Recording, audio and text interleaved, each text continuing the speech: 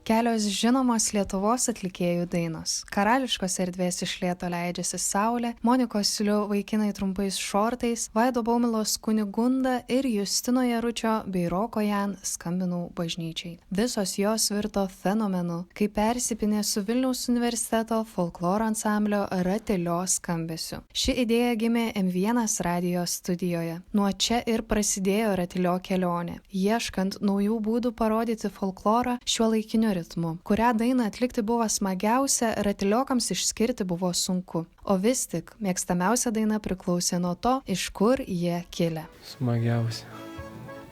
Nežinau. Zonijų bažnyčiai.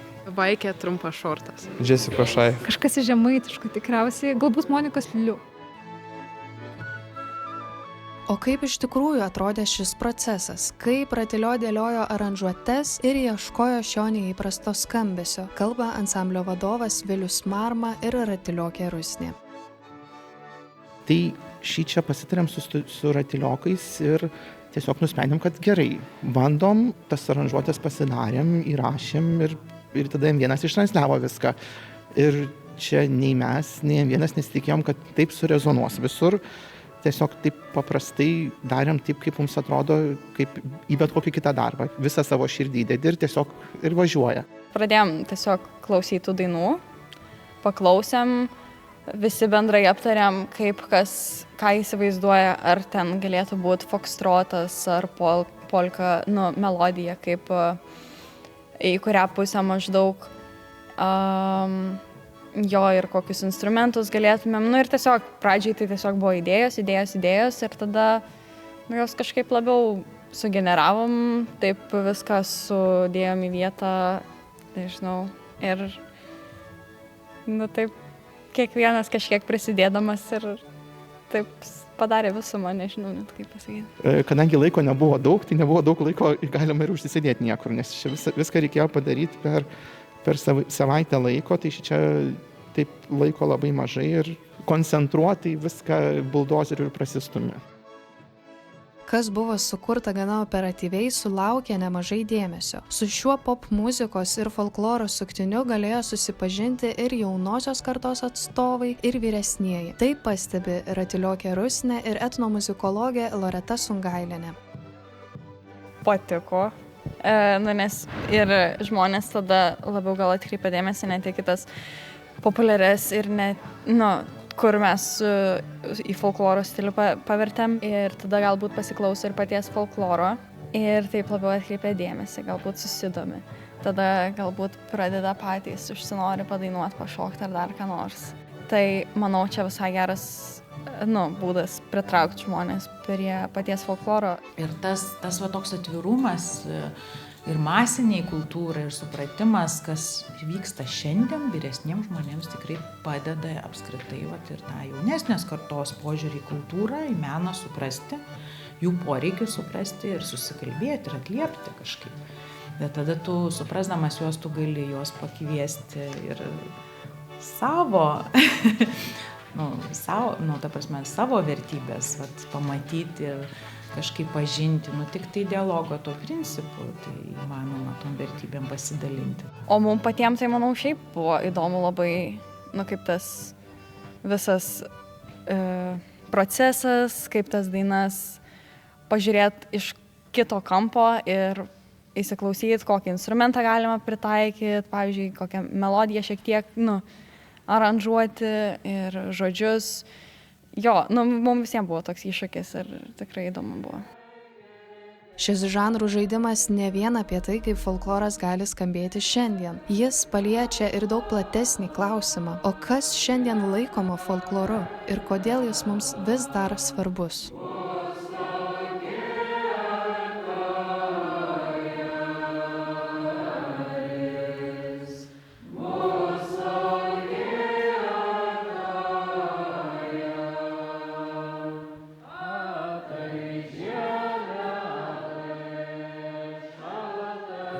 Tarp gyvųjų ir mirusių, tarp protėvio, tarp šio ano pasaulio. Ne veltui dalis apeiginių dainų buvo dainuojamos specifiniu būdu, specifiškai formuojant ir balsą, ir net užsidedant tam tikras specifines balso kaukės.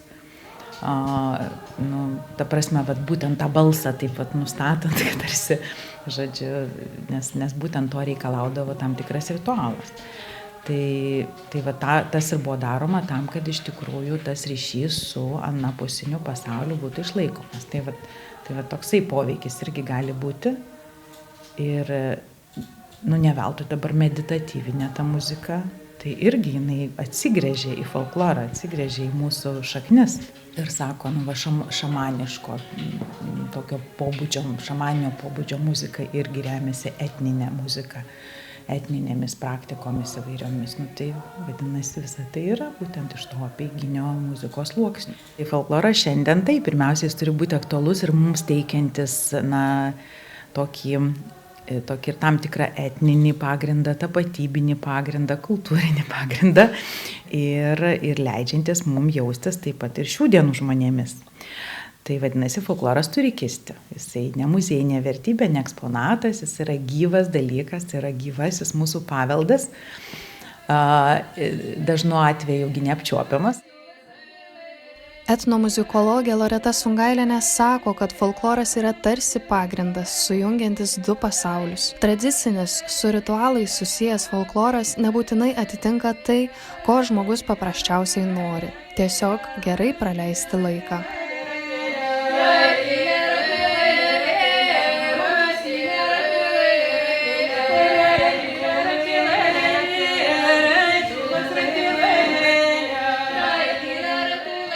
Vieniems senasis folkloras daro didelį poveikį, nes jis tiesiogiai susijęs su ritualu, su apeigomis, su vis tiek labai tokiu senų mūsų ir papročių ir apeigų sluoksnių.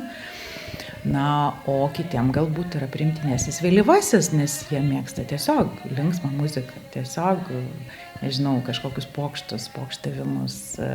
Nėra per daug linkę gilintis į simboliką, o tiesiog jiems smagu yra tokie paprasti tekstai, paprastos melodijos. Toks jaunatviškas pažaidimas ir viskas, ir tiek pažaidėm ir žaidžiam. Jau kad pats Ratilionų tikrai mėgstanti žaisti kaip studentų kolektyvas, tikrai žaidžiam, su daug ko eksperimentuojam. Man tai įdomus tas žaidimas, tikrai įdomus visai ir labai smalsu. Tokio nebuvo dar mūsų, manau, kad folkloro interpretavimo visame tame kelyje.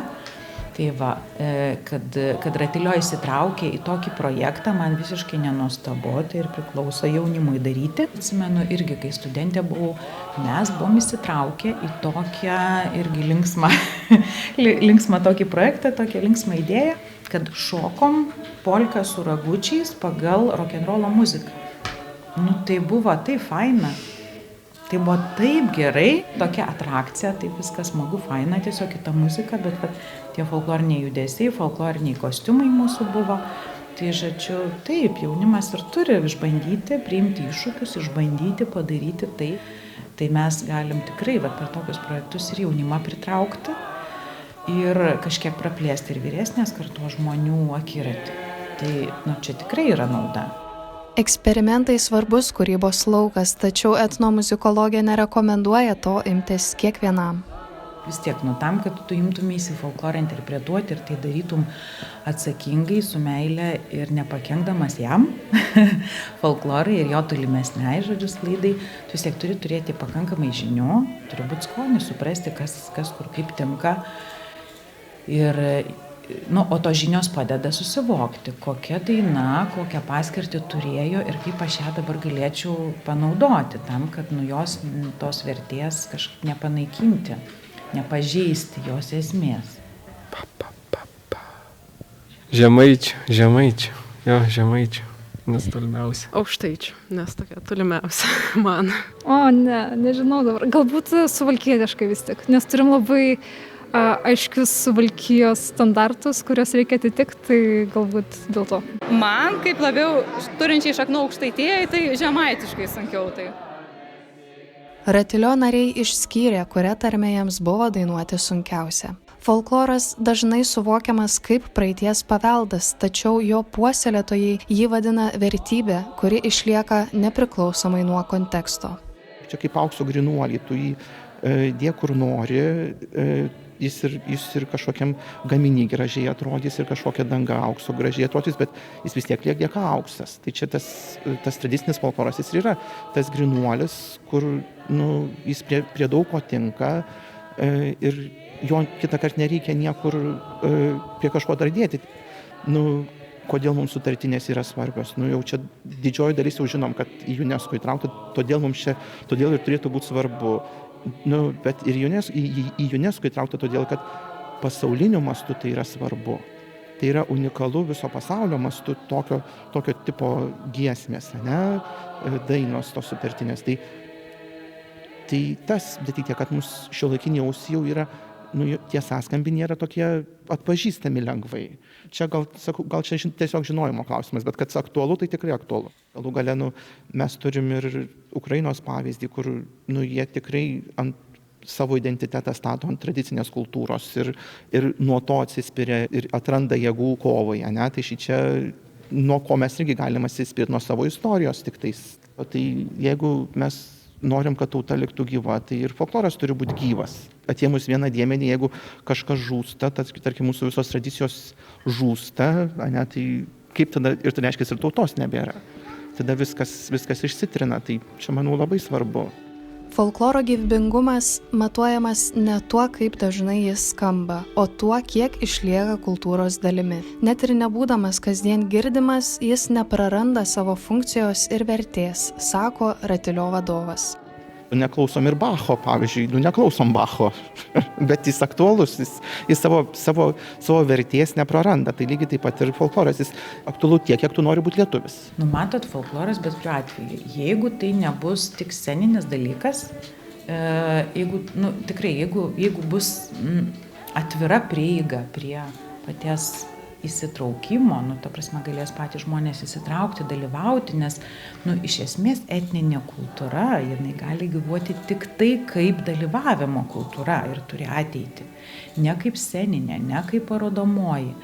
Ji iš tikrųjų ir stengiasi ir turi ir toliau stengtis, tą, kaip sakyti, nebrėžti ribą tarp žiūrovo ir žiūrovo klausytojo ir atlikėjo, ar ne, o kaip tik tą, kaip pasakyti, tą ryšį stiprinti tarp atlikėjų ir dalyvių tam, kad visi taptų tais įsitraukiančiais dalyviais, kūrėjais, saugotojais vienokių ar kitokių tradicijų.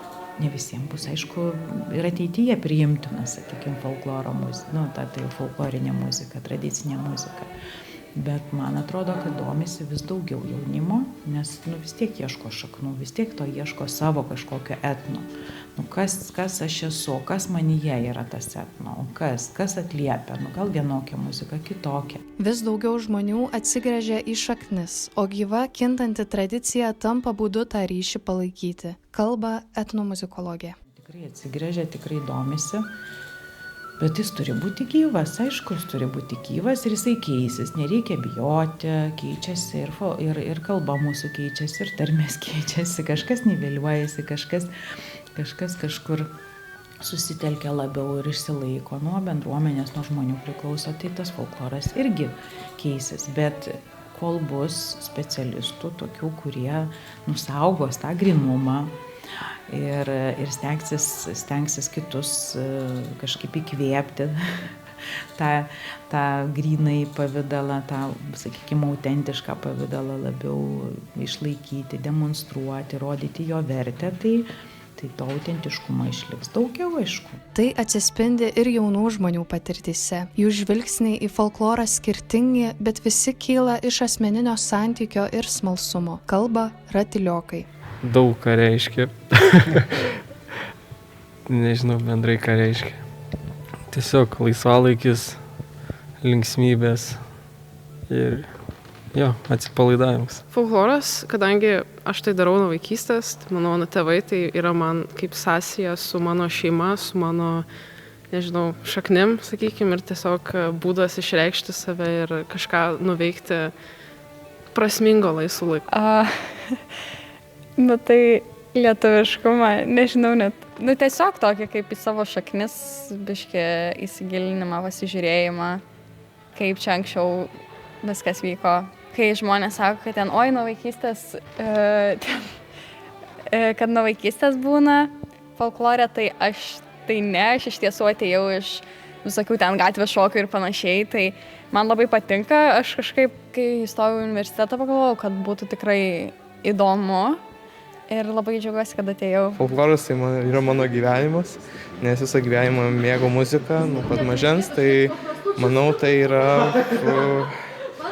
mūsų senelių palikimas, kurį reikia saugoti ir tausoti. Nuo pat vaikystės augimas kartu su tokia tradicija, tarme ir aplinka. Ir šiuo metu tai čia folkloras man ir draugai, ir visa aplinka, kuri mane ir supo. Atradimas, priartėjimas prie šaknų galbūt. Folkloras čia pasirodo kaip atvira erdvė.